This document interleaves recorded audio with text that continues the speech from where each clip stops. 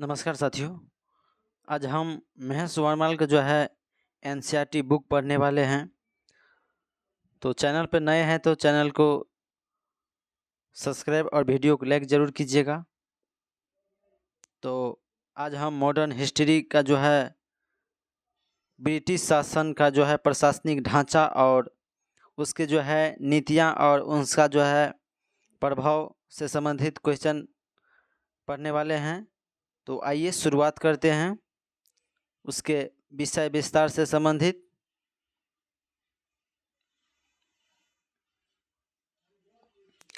जैसे कि हम देखेंगे प्रशासनिक ढांचा में रेगुलेटिंग एक्ट जो है ये 1773 ईस्वी में आया। उसके बाद पिट्स इंडिया एक्ट 1784 ईस्वी में आया। उसके बाद 1786 का जो है अधिनियम आया। उसके बाद 1793 के चार्टर एक्ट आया। उसके बाद चार्टर एक्ट 1813 का। उसके बाद चार्टर एक्ट 1833 का अधिनियम। उसके बाद 1853 का चार्टर एक्ट अधिनियम। उसके बाद भारत शासन अधिनियम 1858। उसके बाद भारत परिषद अधिनियम 1861। उसके बाद भारत परिषद अधिनियम 1892। उसके बाद भारत परिषद अधिनियम 1909। उसके बाद है भारत शासन अधिनियम 1919 और भारत शासन अधिनियम 1935। उसके बाद न्याय व्यवस्था। उसके बाद ब्रिटिश सरकार का जो है बढ़ता नियंत्रण। उसके बाद अस्थायी बंदोबस्त।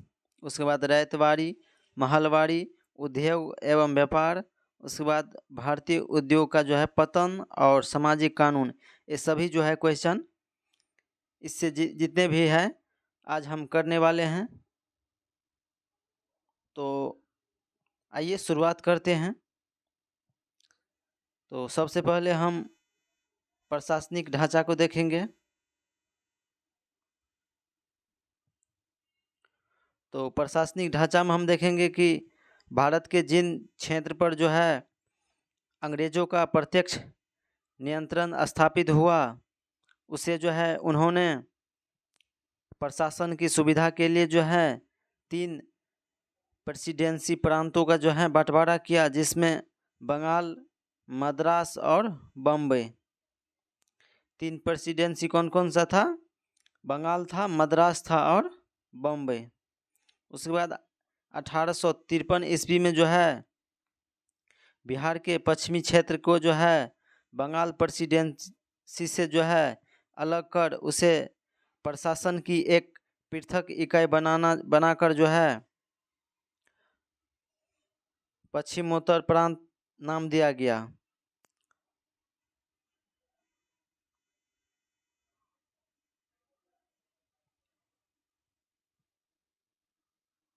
उसके बाद प्रारंभ में जो है ब्रिटिश क्षेत्र का प्रशासन पूर्णतः जो है कंपनी के जो है हाथों में था।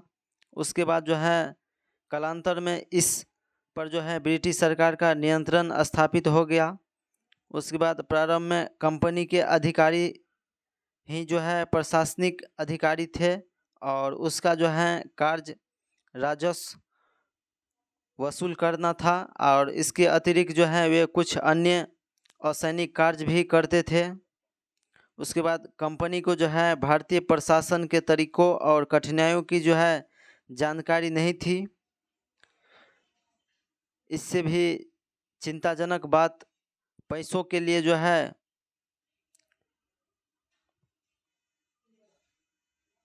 उसका लालच था। उसके बाद कंपनी को जो है धनी बनाने और उसके लिए धन एकीकृत करने के लिए उन्होंने बंगाल का जो है सबसे अधिक शोषण किया। उसके बाद परिणाम स्वरूप जो है बंगाल की आर्थिक स्थिति दयनीय हो गई।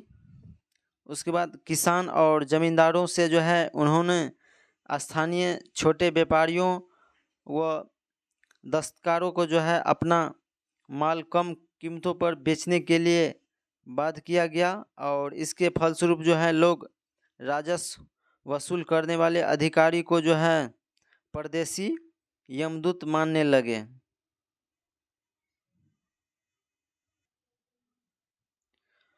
उसके बाद हम देखेंगे रेगुलेटिंग एक्ट 1773 ईस्वी। इसमें जो है कुशासन के कारण जो है बंगाल में बेहद स्तर पर अव्यवस्था फैल गई और अंत में जो है ब्रिटिश संसद को बाध्य होकर जो है ईस्ट इंडिया कंपनी के मामलों की जो है जांच करनी पड़ी, जिससे जो है ज्ञात हुआ कि कंपनी के जो है उच्च अधिकारी बड़े पैमाने पर भ्रष्टाचार में लिप्त थे। तो ये सभी जो है रेगुलेटिंग एक्ट 1773 में जो है क्या किया गया,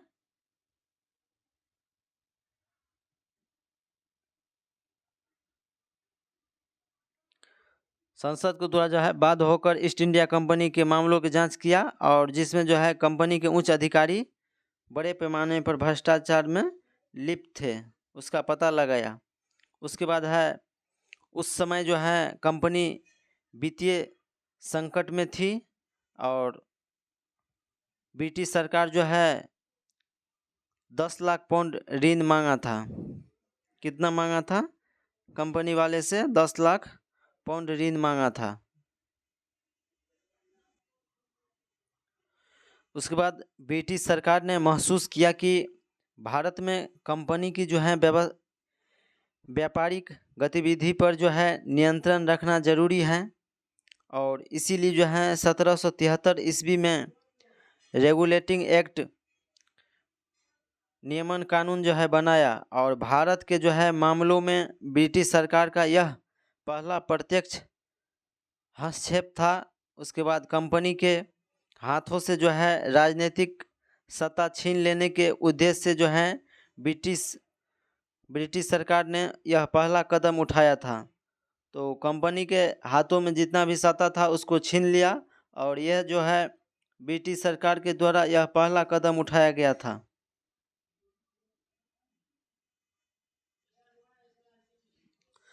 उसके बाद हम भारत का जो है संवैधानिक विकास के बारे में देखने वाले हैं, जिसमें 2 भाग में जो है बांटा गया है। जिसमें पहला है ब्रिटिश ईस्ट इंडिया कंपनी के जो है अंतर्गत भारत के 1773 से लेकर 1853 ईस्वी तक आते हैं और उसके बाद सेकेंड है ब्रिटिश क्राउन के अंतर्गत जो है वो भारत के 1858 से 1947 ईस्वी तक आते हैं। उसके बाद हम 1773 से 1853 के जो है सभी एक्ट के बारे में देखेंगे। तो सबसे पहले हैं रेगुलेटिंग एक्ट जो है 1773।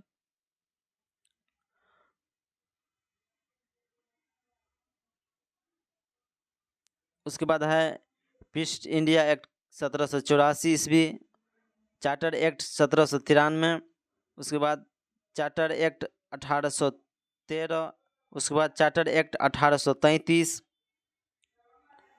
उसके बाद चार्टर एक्ट 1853, ये सभी आते हैं। उसके बाद हम सेकेंड जो है ब्रिटिश क्राउन के अंतर्गत जो है ये भारत के 1858 ईस्वी से लेकर 1947 ईस्वी तक आते हैं, जिसमें हम देखेंगे गवर्नमेंट ऑफ इंडिया एक्ट 1858, उसके बाद इंडियन काउंसिलिंग एक्ट 1861, उसके बाद इंडियन काउंसिलिंग एक्ट 1892 ईस्वी, उसके बाद इंडियन काउंसिलिंग एक्ट जो 1909 ईस्वी जिसे हम मार्ले मिंटो सुधार अधिनियम भी कहते हैं। उसके बाद गवर्नमेंट ऑफ इंडिया एक्ट 1919 ईस्वी जिसे हम मॉन्टेग्यू चेम्सफोर्ड सुधार अधिनियम भी कहते हैं। उसके बाद है गवर्नमेंट ऑफ इंडिया एक्ट 1735, उसके बाद अगस्त प्रस्ताव 1940 और क्रिप्स प्रस्ताव 1942, उसके बाद कैबिनेट मिशन 1946 ईस्वी, उसके बाद माउंटबेटन योजना 1947 ईस्वी। ये सभी जो हैं किस में आते हैं? तो ये सभी ब्रिटिश क्राउन के अंतर्गत आते हैं जो 1858 से 1947 तक है। तो आइए शुरुआत करते हैं। सबसे पहले कंपनी के निर्देशकों जो है डायरेक्टर से कहा गया कि कंपनी सैनिक, असैनिक और राजस्व संबंधी सभी प्रकार के साक्ष्य जो है ब्रिटिश सरकार के सामने प्रस्तुत करें। उसके बाद इस एक्ट के अंतर्गत एक न्याय प्रशासनिक जांच तैयार करने की जो है विशेष व्यवस्था किया गया। उसके बाद कंपनी की कलकत्ता की जो है फैक्ट्री का अध्यक्ष बंगाल का गवर्नर होता था। अब उसे जो है कंपनी के अधीन सभी भारतीय क्षेत्र का जो है गवर्नर जनरल बनाया गया और बम्बई और मद्रास के जो है गवर्नर उसके अधीन काम करने लगे। उसके बाद गवर्नर जनरल की मदद के लिए जो है 4 सदस्य की एक परिषद का गठन किया गया। उसके बाद न्याय व्यवस्था के लिए जो है इस एक्ट के अंतर्गत वर्ष 1774 में जो है कलकत्ता में एक सर्वोच्च न्यायालय का जो है सुप्रीम कोर्ट की स्थापना हुआ। कब हुआ सुप्रीम कोर्ट का स्थापना? 1774 ईस्वी में। कहाँ हुआ? कलकत्ता में। और जिसके प्रथम मुख्य न्यायाधीश कौन थे? एलिजा इम्पे थे। कौन थे? एलिजा इम्पे थे। तो ध्यान में रखिएगा, सर्वोच्च न्यायालय के जो है कलकत्ता में कब स्थापना किया गया? 1774 ईस्वी में। और इसका प्रथम मुख्य न्यायाधीश कौन था? Elijah Impey.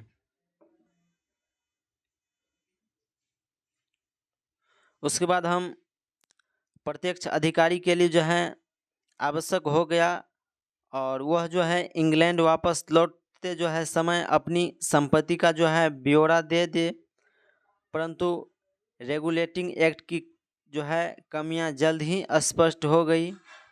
उसके बाद पिट्स इंडिया एक्ट 1784 देखेंगे हम। तो यह अधिनियम जो है कंपनी द्वारा अधिग्रहित भारतीय राज क्षेत्र पर जो है ब्रिटिश ताज का जो है स्वामित्व के दावे का जो है पहला वैधानिक दस्तावेज था। कौन? East India act. क्या था? यह अधिनियम जो है कंपनी द्वारा अधिग्रहित भारतीय राज क्षेत्र पर ब्रिटिश ताज का जो है स्वामित्व के दावे का पहला वैधानिक दस्तावेज था।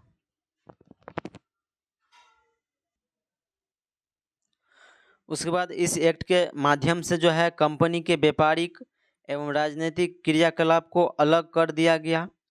उसके बाद व्यापारिक क्रियाकलाप को जो है कंपनी के निर्देशक के हाथ में जो है यथावत रखते हुए राजनीतिक क्रियाकलाप, सैनिक, असैनिक व राजस्व संबंधी के जो है नियंत्रण एवं पर्यवेक्षण हेतु जो है इंग्लैंड में एक 6 सदस्यीय नियंत्रक मंडल का जो है स्थापना किया गया। नियंत्रण मंडल का स्थापना 6 सदस्य कहाँ किया गया? इंग्लैंड में किया गया। उसके बाद हम 1786 का अधिनियम देखेंगे। तो इस अधिनियम के द्वारा जो है गवर्नर जनरल को विशेष परिस्थितियों में जो है अपने परिषद के निर्णय को जो है निरस्त कर अपने निर्णय को लागू करने का अधिकार प्रदान किया गया। उसके बाद इस अधिनियम में जो है गवर्नर जनरल को प्रधान सेनापति की जो है शक्तियां प्रदान की गई। 1786 के अधिनियम में जो है गवर्नर जनरल को प्रधान सेनापति की शक्ति प्रदान किया गया। उसके बाद 1793 का चार्टर एक्ट देखेंगे। तो इस चार्टर एक्ट के माध्यम से जो है कंपनी के अधिकारों को 20 वर्ष के लिए जो है बढ़ा दिया गया। तो किस चार्टर एक्ट में जो है कंपनी के लिए जो है अधिकार को 20 वर्ष तक बढ़ा दिया गया? तो 1793 चार्टर एक्ट में। उसके बाद इस एक्ट में जो है नियंत्रक मंडल के सदस्य को जो है भारतीय राजस्व से वेतन देने की व्यवस्था की गई। उसके बाद ब्रिटिश भारतीय क्षेत्र में जो है लिखित विधि द्वारा जो है प्रशासन की नींव रखी गई तथा सभी कानून व जो है विनियमों को जो है व्यवस्था का अधिकार किया गया।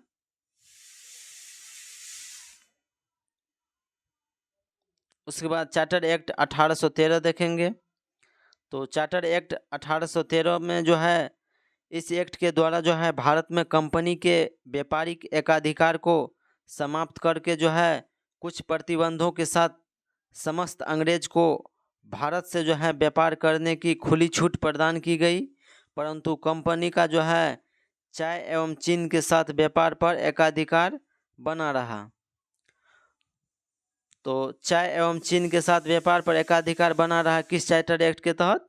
तो चार्टर एक्ट 1813 के तहत। और चार्टर एक्ट 1700 जो है 93 के तहत जो है वो 20 वर्ष के लिए बढ़ा दिया गया था कंपनी के अधिकार का।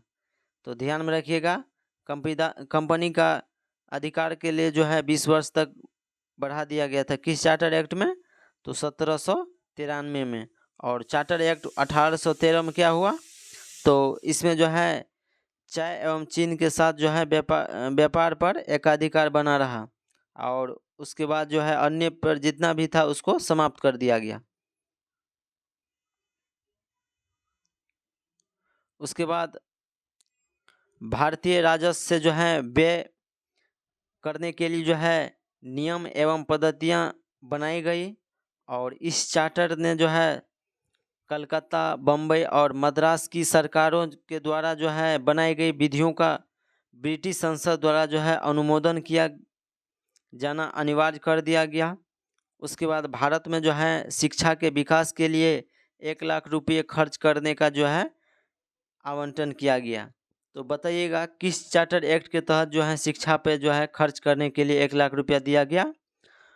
तो चार्टर एक्ट 1813 के तहत। किसके तहत दिया गया? चार्टर एक्ट 1813 के तहत जो है शिक्षा पे खर्च करने के लिए 1 लाख रुपया दिया गया।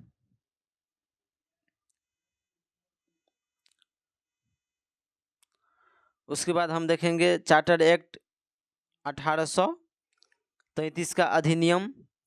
तो इसने बंगाल के गवर्नर जनरल को जो है भारत का गवर्नर जनरल बना दिया गया। तो 1833 के चार्टर एक्ट में क्या किया गया? बंगाल के गवर्नर जनरल को भारत के गवर्नर जनरल बना दिया गया, जिसमें सभी नागरिक एवं सैन्य शक्तियां निहित थी।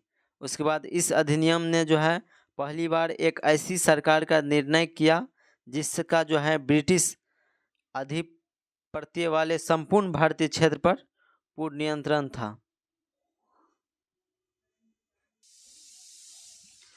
उसके बाद इस अधिनियम के तहत जो है कंपनी का चाय एवं चीन के साथ व्यापार का जो है प्रतिबंध हो गया। तो चाय एवं चीन के व्यापार के लिए जो है किस चार्टर एक्ट के तहत दिया गया था एकाधिकार? तो चार्टर एक्ट 1813 के तहत दिया गया, लेकिन चाय एवं चीन को भी जो है पूर्ण रूप से ख़त्म किया गया किस चार्टर एक्ट के तहत? तो 1833 के तहत। उसके बाद इस अधिनियम में जो है मद्रास और बम्बई के गवर्नर को जो है विधायिका संबंधी शक्ति से वंचित कर दिया गया, और भारत के जो है गवर्नर जनरल को पूरे ब्रिटिश भारत में विधायिका के असीमित अधिकार प्रदान कर दिए गए, और इसके अंतर्गत जो है पहले बनाए गए कानून को नियामक कानून कहा गया एवं नए कानून के अनिवार्य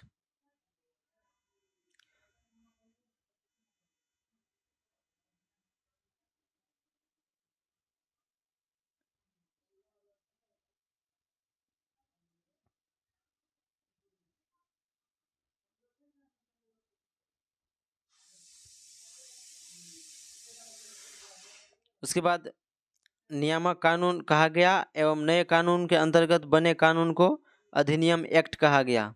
उसके बाद इस अधिनियम को सबसे महत्वपूर्ण धारा 87 थी, जिसके द्वारा जो है जाति वर्ण के आधार पर सरकारी पदों पर जो है चयन करने में भेदभाव समाप्त कर दिया गया।